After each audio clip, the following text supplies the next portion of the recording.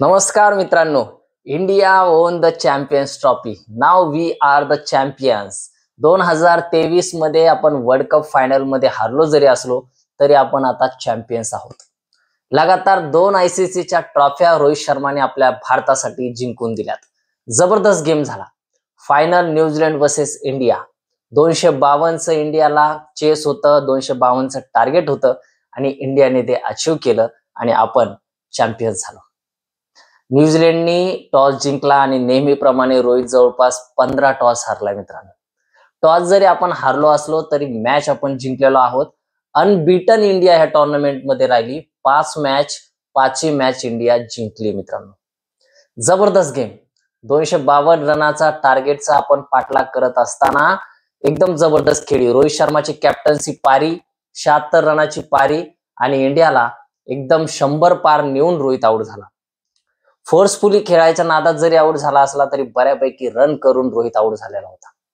त्यानंतर silently killer म्हणून श्रेयस अय्यर, अक्षर पटेल यांनी जबरदस्त खेळी केली आणि इंडियाला एकदम जिंकण्याच्या जवळ आणून सोडलं. त्यानंतर हार्दिक पंड्यानी नेहमीप्रमाणे, ज्याप्रमाणे मागच्या सेमीफायनल मध्ये ऑस्ट्रेलियाला 2 6 मारून गेम फिरवला होता, त्याचप्रमाणे हार्दिक पंड्याने 6 मारला आणि गेम एकदम हातात आणून सोडला. शेवटी रवींद्र जडेजाने विनिंग चौका मारला आणि आपल्या हातात चॅम्पियन्स ट्रॉफी आली मित्रांनो. 2013ची चॅम्पियन्स ट्रॉफी विराट कोहलीने गगनम डान्स केला होता. यावेळेस वरिष्ठ खेळाडू असलेला विराट कोहलीने जरी गगनम डान्स केला नसला तरी श्रेयस अय्यरनी ती कमी पूर्ण केली आणि आपल्या हातात चॅम्पियन्स ट्रॉफी आणून दिली. न्यूझीलंड सुरुवातीला घातक वाटत होती, परंतु मिस्ट्री स्पिनर वरुण चक्रवर्तीने विल यंगला आउट केलं आणि मग कुलदीप यादव आला. कुलदीप यादवने विलियमसन आणि सचिन रवींद्र जे डेंजरस वाटत होते त्यांना पाठवलं घरी. एकदम जबरदस्त गेम. न्यूझीलंडचे डर्ली मिशेलनी जरी पारी सांभाळली असली तरी 251 रनावर आपण त्या न्यूझीलंडला थांबवलं आणि 252चं टार्गेट स्वतःकडे घेतलं.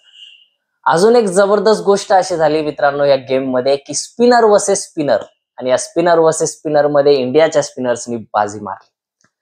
50 ओव्हर पैकी 38 ओव्हर इंडियाच्या स्पिनर्सने टाकले आणि फक्त 12 ओव्हर फास्टर्स म्हणजे मोहम्मद शामी आणि हार्दिक पंड्याने टाकले. न्यूझीलंडने देखील जवळपास 35 ओव्हर स्पिनर्सने टाकल्या आणि 14 ओव्हर फास्टर्सने टाकल्या.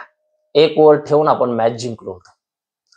दुबईची पिच स्लो पिच होती, स्पिनरसाठी एकदम जबरदस्त होती. त्यामुळे इंडिया 4 स्पिनर घेऊन गेम खेळत होती. सेमीफायनल देखील 4 स्पिनर घेऊन खेळला आणि फायनल देखील इंडियाने 4 स्पिनर घेऊन खेळला.